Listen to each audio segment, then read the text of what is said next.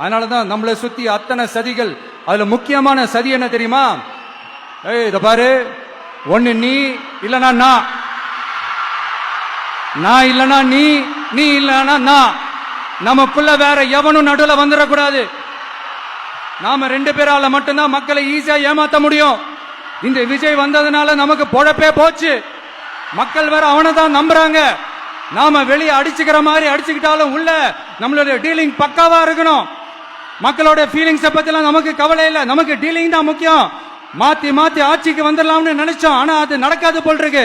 அதனால நீ என்ன பண்ற?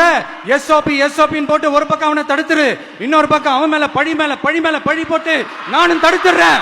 என்ன ஓகேவா? டீலிங் ஓகேவா? ஓவர். ஊராம் வீட்டு நெய்யில உங்க வீட்டுக்கு ஸ்வீட் செய்யாதீங்க. எப்படி?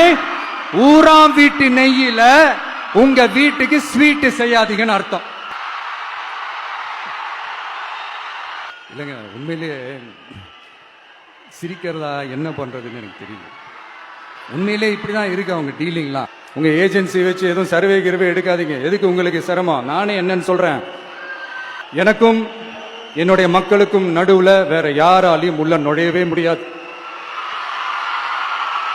இது ஒரு அம்மா பையன் உறவு, அப்பா புள்ள உறவு, அண்ணன் தங்கச்சி உறவு, அண்ணன் தம்பி உறவு, அக்கா தம்பி உறவு. இது சும்மா ஒரு எலெக்ஷனுக்கு வந்த உறவு அப்படின்னு நினைச்சிடாதீங்க. இது இயற்கையாகவே அமைஞ்ச உறவு. இது எவ்வளவு டீப்பான உறவுன்றது நான் உணர்ந்திருக்கிறேன். அதே மாதிரி நம்ம தமிழ்நாடு மக்களும் இதை உணர்ந்து இருக்கிறாங்க. ஒருத்தன் சைலண்டா இருக்கான், அமைதியா இருக்கான்னா உடனே அவனுக்கு எதுவுமே தெரியாது நினைச்சிடாதீங்க. சும்மா கருத்து சொல்லிக்கிட்டு கம்பு சுத்திக்கிட்டு இருந்தா எல்லாமே நடந்துருமா?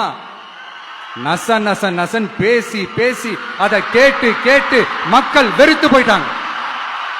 உருப்படியா ஏதாவது யோசிங்கயான்னு மக்கள் நினைக்கிறத யாருக்கு தெரியுதோ தெரியலையோ, எனக்கு அது நல்லாவே தெரியுது.